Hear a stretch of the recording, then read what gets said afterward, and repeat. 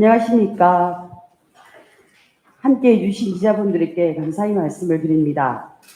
공간이 협소하여 사전 신청을 요청했던 점도 양해의 말씀을 드리며 너른 이해를 부탁드립니다.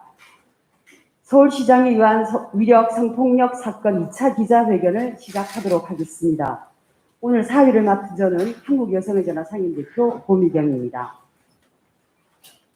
그동안의 침묵을 깨고 자신의 피해를 고소했던 피해자에게는 2주간의 시간이 흘렀습니다. 짧지 않은 시간이었습니다.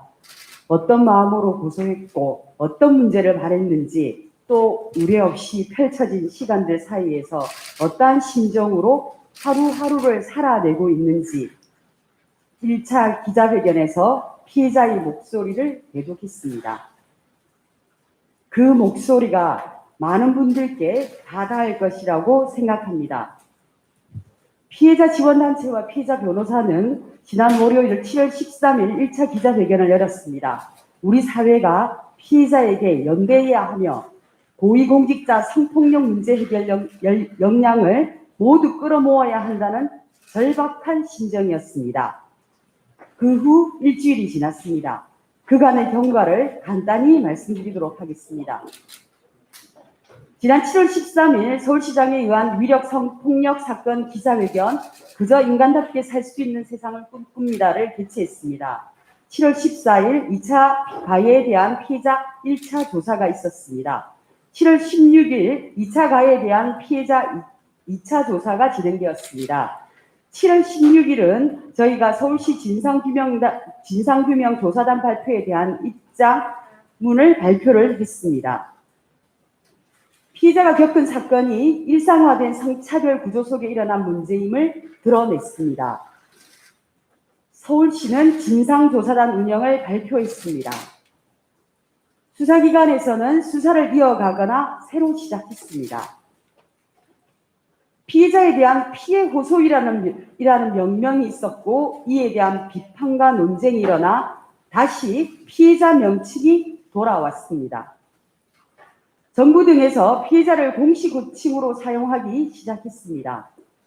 피해자에 대한 명칭은 피해자의 법 제도상 절차적 권리와도 같습니다.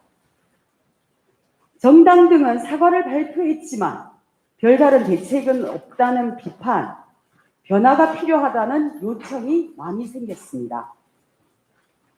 언론 중 사실과 다른 보도에 대해 모니터링하여 정정을 요청했고, 정정 보도가 이루어지기도 했습니다. 무엇보다 수많은 사람들이 피해자에게 연대하기를 시작했습니다. 피해자의 입장, 피해자의 곁에 서는 것은 명확해 보이지만 매우 어려워 보이지만 또 분명히 할 수 있는 실천입니다. 오늘 기자회견은 현재 논의되고 있는 쟁점에 대해서 몇 가지 말씀드리고자 합니다. 첫째, 서울시 진상규명합동조사단 조사위원 추천 요청에 대해서 공개 답변을 드리겠습니다. 그리고 향후 방향에 대한 피해자 지원단체와 변호인의 입장을 말씀드리도록 하겠습니다. 그리고 현재 수사 등 법적 진행 상황과 그 의미 등을 짚어보도록 하겠습니다. 또한 2차 피해 실상과 우려 요구를 말씀드리도록 하겠습니다. 마지막으로 지금도 이 시간 같이 저희의 기자회견을 지켜보고 계실 피해자분의 글을 대독하고 마지막으로 질의응답 순서로 진행하도록 하겠습니다. 장소의 사정이 있어 11시 45분까지 진행하는 것으로 하겠습니다. 네, 김재련입니다. 법적 진행 상황과 그 의미에 대해서 말씀드리겠습니다. 피해자는 7월 13일 기자회견을 통해서 거대한 권력 앞에서 힘없고 약한 저 스스로를 지키기 위해 공정하고 평등한 법의 보호를 받고 싶었습니다. 안전한 법정에서 그분을 향해 이러지 말라고 소리 지르고 싶었습니다. 법치국가, 대한민국에서 법의 심판을 받고 인간적인 사과를 받고 싶었습니다. 라고 말했습니다. 피해자가 7월 8일 최초 고소한 사건에 대해 일각에서는 공소권 없음으로 종결될 것이라고 말했지만 피해자 지원단체와 법률대리인은 1차 기자회견, 2차 보도자료를 통해 경찰이 실체적 진실을 위해 수사를 더 지속할 것을 요구했습니다. 피해자는 현재 2차 피해 관련 사항을 추가 고소해서 진행하고 있습니다. 경찰은 방조 등의 고발건에 대해 수사를 하고 있다고 언론 보도를 통해 밝혔습니다. 또한 고소 사실이 피고소인에게 전달된 경위 등에 대한 수사도 진행되고 있는 것으로 압니다. 현재 진행되고 있는 그 사건에 대한 상황, 의미를 말씀드리겠습니다. 현재 진행 중인 사건은 총 4건이 있습니다. 첫 번째 사건은 저희가 7월 8일자로 고소한 강제추행, 업무상 위력에 의한 추행, 통신매체 이용 음란 행위입니다. 현재 수사 중에 있습니다. 두 번째 사건은 강제추행, 방조에 대해서 제3자가 고발한 사건이고 이 사건 또한 수사 중에 있습니다. 세 번째 사건은 피해자에 대한 2차 피해에 대해서 피해자가 7월 13일자로 추가 고소한 사건이 진행 중에 있습니다.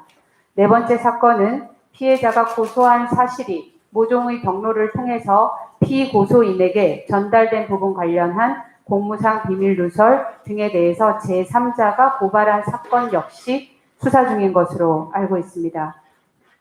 구체적으로 저희가 7월 8일자 고소한 성추행 등 최초 고소 사건에 대해서 말씀드리겠습니다. 현재 증거조사 단계이나 피고소인의 사망으로 인해서 절차적인 부분에 한계가 있는 것으로 알고 있습니다. 이 사건에 있어서의 쟁점은 강제추행으로 판단할 수 있느냐 문제입니다. 우리 판례는 이미 2002년부터 물리적 폭행이나 협박이 없어도 피해자의 의사에 반하는 추행은 강제추행으로 처벌을 해오고 있습니다. 2020년 5월 14일 우리 대법원에서는 유의미한 취지로 1, 2심 무죄에 나온 사건에 대해서 유죄 취지로 파기한 사건이 있습니다. 그 사건의 사실관계는 중소기업 과장이 신입사원에게 평소 컴퓨터로 음란물 보여주고 성적 농담을 하고 보리 발그레 복구한 게 이 화장 마음에 든다 라고 하거나 피해자 머리카락 끝을 손가락으로 비비는 등 추행을 하고 피해자가 거부감을 표시했음에도 달라지지 않아 피해자가 사직한 사안이었습니다. 이 사안에 대해서 1심과 2심은 위계 질서가 강하지 않다는 이유로 추행에 대해서 무죄 판결을 했으나 우리 대법원에서는 올 5월 14일 피고인의 행위는 피해자 의사에 반해 성적 자유를 침해한 추행에 맞다라고 하면서 피고인의 계속적 성희롱적 언동을 평소 소치스럽게 생각해오던 피해자에 대해서 피고인이 그 의사에 반하는 추행 행위를 한 것은 20대 중반 미혼 여성인 피해자의 성적 자유를 침해할 뿐 아니라 일반인 입장에서도 도덕적 비난을 넘어 추행 행위라 평가할 만하다. 나아가 피고인과 피해자의 관계, 추행 행위의 형태나 당시 경위 등에 비추어 보면 피고인이 업무 고용이나 그 밖의 관계로 인하여 자신의 보호 감독을 받는 사람에 대해서 위력으로 추행하였다고 충분히 인정할 수 있다라며 유죄 취지로 파기했습니다. 이번 사건에서 이 판례를 한번 적용해 보았습니다. 피해자의 의사에 반하는 피고소인의 신체적인 접촉이 지속되었습니다. 그리고 언어적, 성적 괴롭힘이 지속되었습니다. 피해자는 인사 이동 시기마다 부서 이동을 요청했습니다. 상사, 인사 담당자에게 고충을 호소했습니다. 이런 사실관계에 비추어 보면 우리 대법원의 최근 판례에 비추어 보더라도 해당 이 사건은 업무상 위력 추행에 해당함이 명백하다고 볼 것입니다. 강제추행 방조 고발 사건 관련 말씀드리겠습니다. 고발인 조사, 관련인들에 대한 조사가 진행 중인 것으로 알고 있고 피해자도 진술 조사를 했습니다. 우리 법에서 방조라고 하는 것은 정범의 실행 행위를 용이하게 하는 직접 간접의 모든 행위를 말합니다. 방조는 유형적, 물리적 방조뿐만 아니라 정범에게 범행 결의를 강화하도록 하는 것과 같은 무형적, 정신적 방조 행위까지도 이에 해당한다라고 정의하고 있습니다. 그렇다면 쟁점은 이 추행 방조에 있어서 관련자들이 피해자에 대한 추행의 범행 사실을 알면서도 범행을 용이하게 했는지를 봐야 할 것입니다. 피고소인 전달 문제에 대해서 김혜정 한국성폭력상담소 부서장님께서 말씀해 주시겠습니다.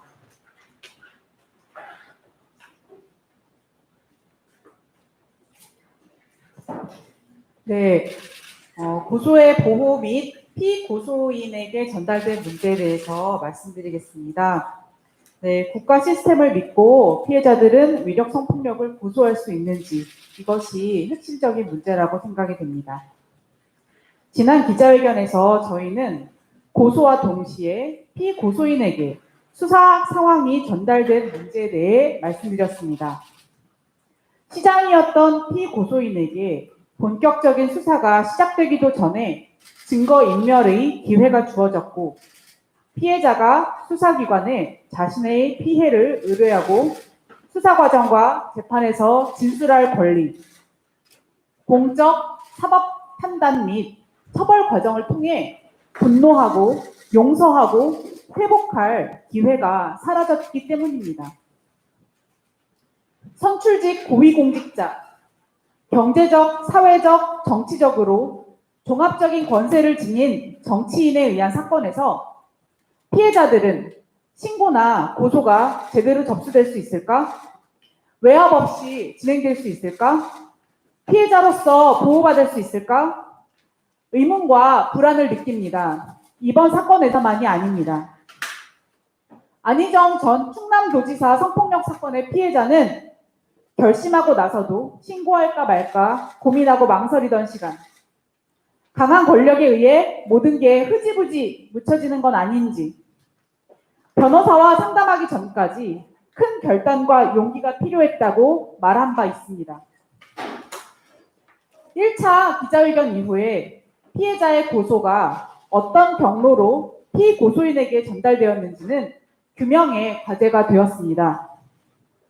이 과제를 논의하는 과정에서 짚어야 할 몇 가지를 말씀드리고자 합니다. 첫 번째는 피해자가 어떻게 고소를 결심하고 고소 의사를 유지할 수 있었는가에 대한 것입니다. 피해자는 시장에 의한 위력 성추행 등 피해를 꺼내야만 하는 분노가 매우 높은 심리 상태에서 법률 상담을 권유받았습니다. 피해자는 해당 고소가 묻혀버리지 않을 수 있도록 도와줄 수 있는 법률가를 찾았습니다. 찾아가고자 했던 변호사에 대해서 인터넷 댓글까지 모두 읽었습니다. 피해자 변호사는 사건을 법적으로 검토한 후에 피해자와 협의하여 무료 법률 구조를 결정하였고 피해자 지원 여성단체에 도움을 청하였습니다. 피해자 면담과 자료 확인 후 피해자 지원을 결정하는 절차상 여성단체는 피해자 그리고 피해자 변호사와의 첫 면담 약속만을 7월 8일에 잡았습니다. 피해자와 피해자 변호사가 경찰에 고소장을 제출하고 조사를 마친 새벽 이후 7월 9일 아침 피해자 지원단체는 처음으로 피해자와 면담했고 고소장을 처음으로 확인했고 피해자 지원 계획을 함께 논의한 후 그것을 실행하기 시작했습니다. 청와대 보고라는 지점에 대해서 말씀드리고자 합니다. 이번 사건에서 경찰과 청와대는 모두 고소사실 유출을 부인했습니다. 그런데 경찰청장 후보 청문회를 통해 경찰은 피해자가 고소해 조사를 받는 당일 청와대 국정상황실에 이를 보고했다고 밝혔습니다. 보고 근거 규정은 대통령 비서실 훈령이었습니다. 이는 앞으로 고위직에 의한 성폭력을 신고해야 할 피해자들에게는 매우 우려되는 내용입니다. 경찰은 훈령에 의해 청와대에 보고하지만 청와대는 알게 된 사실을 유출하지 않았다고 말할 때 이 과정을 규명할 수 있는 피해자는 사실상 없습니다. 그렇다면 현재 추가로 피해자가 진행하고 있는 피해자 진술, 자료 제출, 추가 고소 이러한 내용도 현재 청와대에 보고되고 있는지 질문하고 싶습니다. 구체적인 보고 방식, 보고 내용, 보고 대상에 대한 안내가 필요합니다. 고위 공직자의 경우 피해자의 고소가 보호되고 피고인에게 일방적으로 전달되지 않을 수 있는 방안이 필요합니다. 무엇이 언제 어떻게 알려졌는지,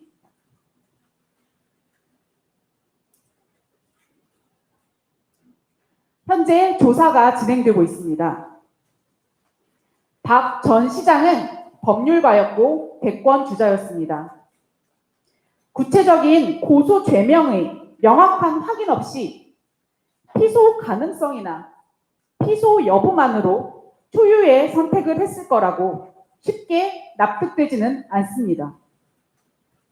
피해자 측의 고소 죄명이 명시된 고소장이 경찰에 제출된 시각 이후 박 전 시장의 연락 내역 등은 중요하게 확인되어야 한다고 생각합니다. 이상입니다. 예, 다음은 피해자 및 조력자에 대한 2차 피해 문제에 대해서 송난희 한국여성의전화 사무차장님께서 말씀해 주시겠습니다. 네, 무엇도 진실을 왜곡할 수는 없다라고 생각하면서 2차 피해 문제에 대해서 말씀드리겠습니다. 피해자의 말을 왜곡 없이 잘 듣는 것, 여기에서 문제 해결이 시작되기 때문입니다. 그리하여 2018년 미투 운동이 들불같이 퍼질 때 이것이 가능한 이유는 우리 사회가 이전보다 피해자의 말을 잘 들을 준비가 되었기 때문이라고 진단하기도 했습니다. 미투 운동의 힘으로 2018년 말 2차 피해 방지를 위한 국가와 지자체의 책무를 담은 여성폭력 방지 기본법이 제정되기도 했습니다. 여성폭력 방지 기본법은 2차 피해를 다음과 같이 정의하고 있습니다. 첫째, 수사, 재판, 보호, 진료, 언론 보도 등 여성폭력 사건 처리 및 회복의 전 과정에서 있는 정신적, 신체적, 경제적 피해. 둘째, 집단 따돌림, 폭행 또는 폭언, 그 밖에 정신적, 신체적 손상을 가져오는 행위로 인한 피해. 셋째, 사용자로부터 폭력 피해 신고 등을 이유로 입은 각종 불이익 조치입니다. 그럼에도 불구하고 우리는 박원순 전 시장 사망 이후 법률에서 나열한 2차 피해가 한꺼번에 발생하는 상황을 목도하고 있습니다. 2차 피해에 대해서 얘기 드리는 것은 성폭력 사건의 실체적 진실을 향해 책임을 밝히는 과정을 위해 재발 방지를 설계하기 위해 현재 상황에서 반드시 필요하기 때문입니다. 넷째, 피해자는 정당한 사법 절차를 통해 피해 사실을 인정받고자 했습니다. 그러나 피고소인의 갑작스런 사망으로 사법 절차를 제대로 밟기 어려워진 상황에서, 그리고 피해 사실이 조직적으로 은폐될 상황에서 피해자는 어떤 방식으로 피해 사실을 말하고 인정받아야 할까요? 그 절차를 훼손하고자 하는 것이 누구인지 묻지 않은 채 피해자와 지원단체에게 폭로하고 언론 플레이한다고 이야기하는 것은 본질을 호도하는 것입니다. 피해자의 말하기에 통로를 차단하고 언론 플레이와 이 사실을 언론 플레이와 폭로로 둔갑시킨 것은 누구입니까? 다섯째, 본 단체들이 이 사건을 지원하는 이유는 단순하고 명확합니다. 본 사건의 진실이 규명되어 피해자가 일상으로 안전하게 복귀하는 것, 그리고 본 사건의 제대로 된 해결을 통해 직장 내에서 여성들이 대상화, 도구화되는 것을 방지하고 문제가 발생했을 때는 우리가 구축해온 시스템이 정상적으로 작동하도록 하기 위함입니다. 그 어떤 비난과 위협이 있다 해도 흔들리지 않을 사실입니다.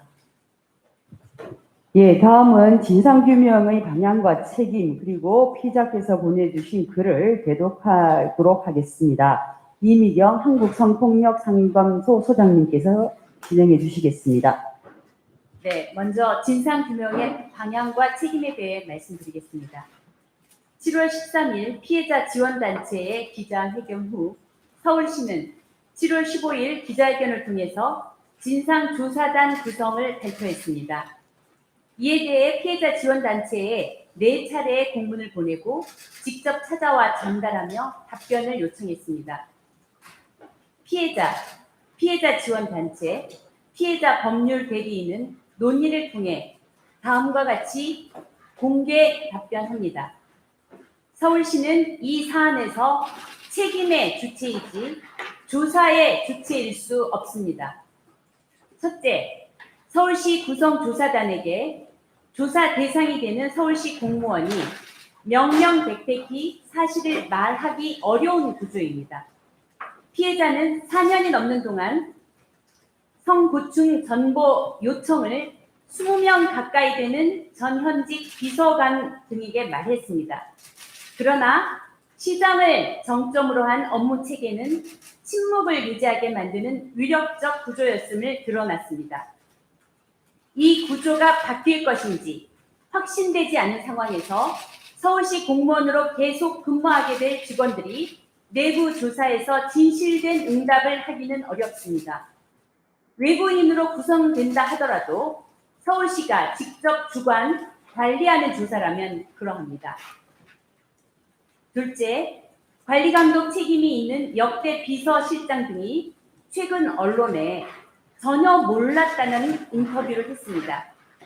이는 사실상 서울시 조사에서 성폭력 발생 구조와 책임이 어느 선 이하로 다뤄지고 마무리될 것인지 기관 내부에 암시하고 있습니다. 조사는 성폭력 발생이 제기된 공공기관에서 사건 규명과 재발 방지 조치의 전 단계로 진행하는 것입니다. 이에 대해 사전에 결론이 제시된 셈입니다. 셋째, 7월 17일 동아일보 보도에 따르면 박 전 시장은 7월 9일 직원과 문자 메시지를 주고받았는데 문제가 생겼다. 감당하기 어렵다는 이야기를 한 것으로 알려집니다. 서울시 직원이 시장에 의한 성폭력을 어떤 형태로든 문제 제기했음을 시장이 인지했고 이것을 심각히 여겼다는 사실을 비서실장이 인지한 것으로 보입니다. 그럼에도 불구하고 서울특별시장이 결정 진행되었으며 장례위원회는 7월 11일 고인에 대한 일방적 주장에 불과하거나 확인되지 않은 내용은 명예훼손이라는 입장을 발표했습니다. 공동 장례위원장이던 여당 대표는 성폭력 관련 기자의 질문에 호통으로 응답했습니다. 7월 15일 서울시는 진상조사 계획을 발표하면서도 피해자가 아닌 피해 호소 직원으로 명명했습니다. 성폭력 사건 처리 절차가 하나도 지켜지지 않은 셈입니다. 인지 초기 피해자에 대한 보호 등 임시 조치는커녕 피해자에 대한 2차 피해가 크게 확산되었습니다. 시장에 의한 성폭력 문제제기 과정과 그 직후까지도 시장 중심 구조와 체계가 우선이었습니다. 피해자 지원 단체와 피해자 법률 대리인은 서울특별시 시장에 의해 발생한 사건에 대해서 서울시 자체 조사가 아니라 외부 국가기관이 조사할 필요가 있다는 입장입니다. 경찰의 조사가 지속되고 있으나 공소권 없음이라는 결정과 수사 중단은 언제 어떻게 발생할지 알 수 없기도 합니다. 또한 기관에서 발생한 성폭력이 발생 구조와 맥락을 떠나서 피해자와 가해자 1대1의 문제로만 사법 절차를 통해서만 해결해야 하는 문제로 축소되는 것은 이제까지 개선되어 온 성폭력 문제에 대한 사회적 해결 역량과도 맞지 않습니다.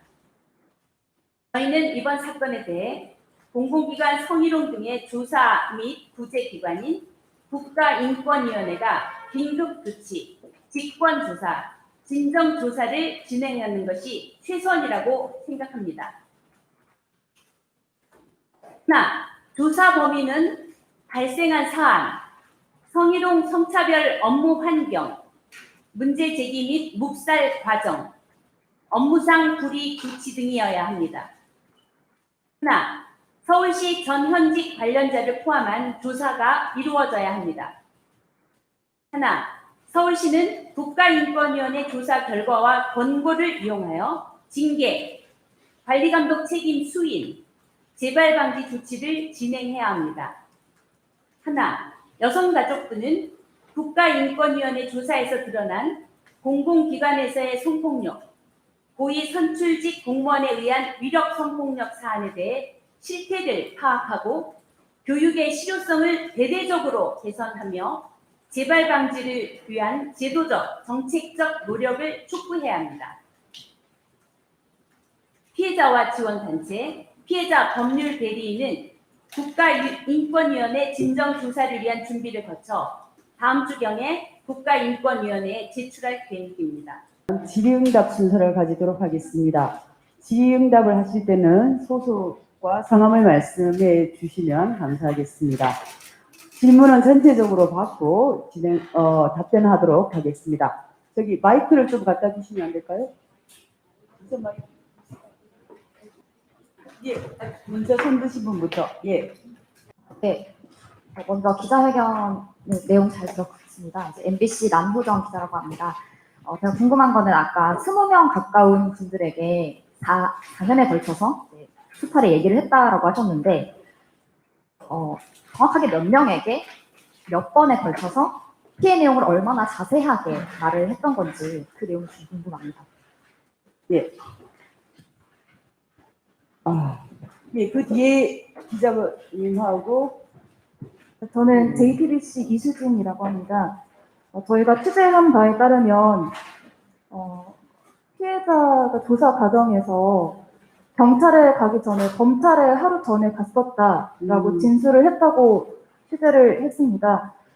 그런데 누구에게 어떤 방식으로 이제 검찰에 접촉을 하셨던 건지, 검찰의 반응이 어땠길래 경찰로 가게 된 건지 이 부분이 궁금합니다.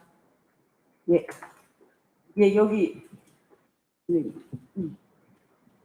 안녕하세요. 저는 YTN 박희재 기자라고 합니다. 첫 번째 질문, 그 20명 가까운 분들의 피해명 얼마나 자세하게 말했나, 여기 질문에 이어서 피해자가 어느 직급 수준까지 얘기를 했는지, 어느 직급 수준에서 복살이 된 건지, 그 부시장급까지 보고가 됐는지, 거기에 대해서 하나 여쭙고요. 두 번째로, 지난 보도자료에서 언급했던 피해자 회유를 하려고 했던 전현직 공무원의 실명 거론이 가능한지, 고한섭 비서실장이나 임순영 젠더 촉구도 혹시 포함이 되는지, 마지막 세 번째로 법원이 서울시청 압수수색 영장을 기각을 했다는 소식이 들려오는데 여기에 대해서 혹시 어떤 입장이신지 궁금합니다. 예. 안녕하세요. 한결의 오연서입니다.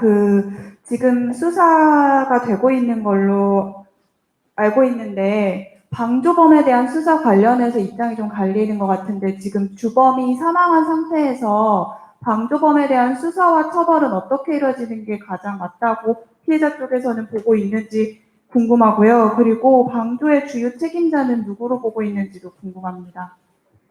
예. 그 마지막 분 질문 받고 마무리하도록 하겠습니다. 지금 그 옆에 분 바로 손 드셨거든요. 예. 2대1 이용성입니다.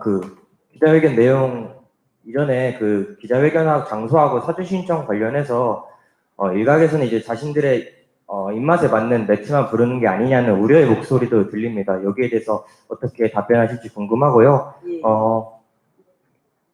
앞으로 서울시 조사단에 참여할 계획이 전혀 없으신지 다시 한번 이제 확인하려고 질문했습니다. 예. 그러면 마지막 질문을 제가 답하고 나머지 질문들에 대해서는 지금 발표해 주신 분들이 말씀하도록 하겠습니다. 저희가 기자님들한테 저희가 이런 과정에서 명함을 받았고 그걸 다 메일링 리스트를 했습니다. 그리고 저희들이 선택적으로 한 게 아니라 저희가 받았던 기자님들의 이름과 전화번호 메일링을 해서 그래서 어제 저녁에 저희들이 기자회견을 한다는 걸 보내드렸고 그다음에 받은 것들을 바탕으로 해서 그렇게 원칙도 말씀을 드렸지 않습니까? 한 신문사에서 이렇게 했으면 좋겠다. 그런 차원에서 이루어진 거지 저희들이 그렇게 고르고 그런 기관은 아니라는 거 말씀드리고 싶습니다. 대답이 됐을까요? 예? 예, 서울시 조사단 참여 계획은 아마 발표문에서 다 알 수 있다고 생각하는데 저희들은 명백하게 피해자와 함께 의논을 했고 서울시 조사단에는 참여하지 않는 것으로 결정을 했습니다. 나머지 부분에 대해서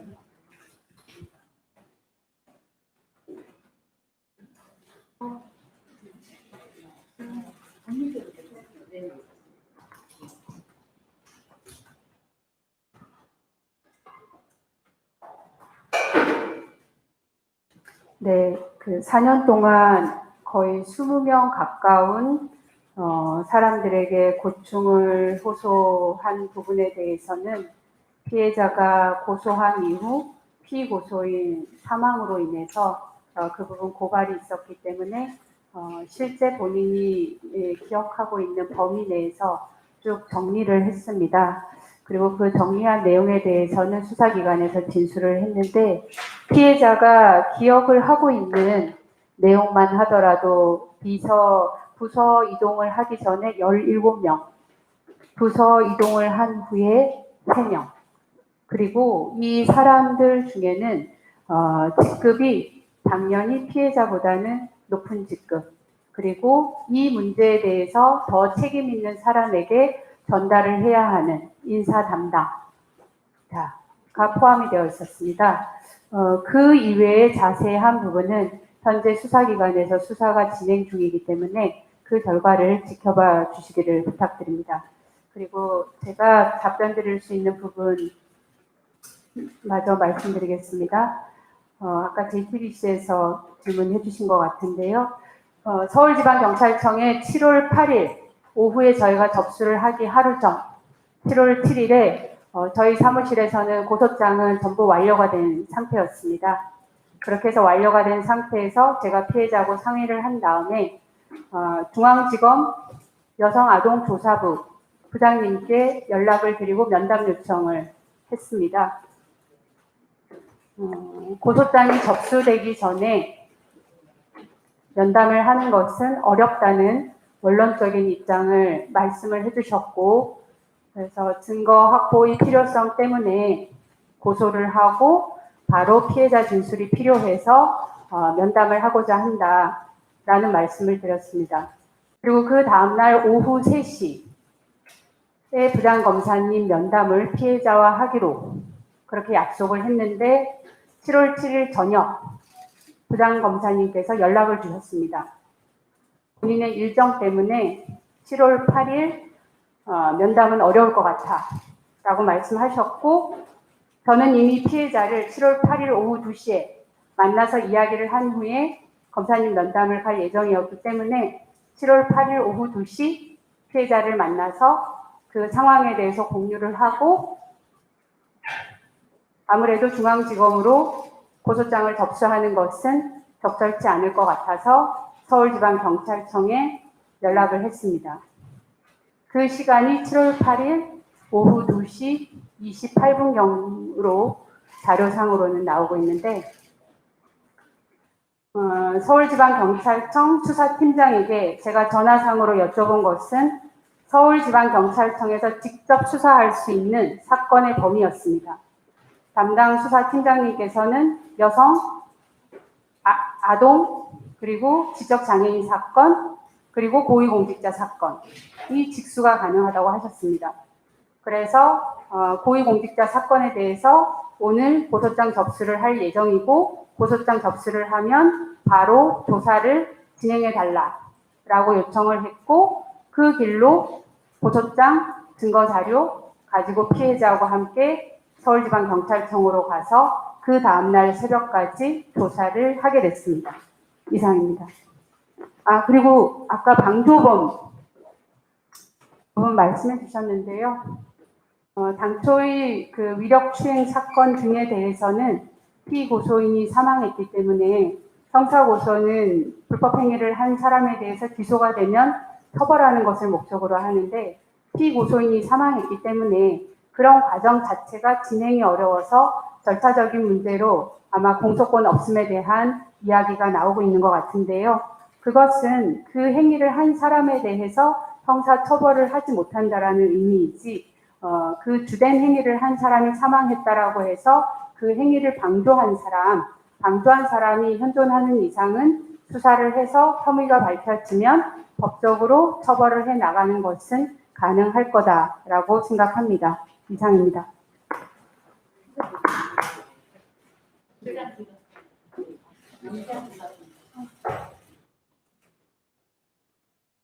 네. 오늘 아마 압수수색 영장이 기각됐다라는 보도가 방금 전에 나온 것 같은데요. 피해자를 대리하는 변호사 입장에서는 매우 안타깝게 생각합니다. 5월 처음 피해자를 상담을 하고 7월 8일에 고소를 하고 그 새벽까지 피해자 진술을 이어나간 것은 최대한 신속하게 피고소인이 소지하고 있는 기기 등에 대해서 압수수색을 하고 실체 진실 발견을 해나가고 싶었습니다. 그런데 그런 과정이 피고소인의 사망으로 인해서 결국은 피해자가 치열한 법정 공방을 할 권리, 법정에서 자신의 피해에 대해서 말할 권리조차 박탈당했기 때문에 대리인으로서는 매우 유감스럽게 생각합니다.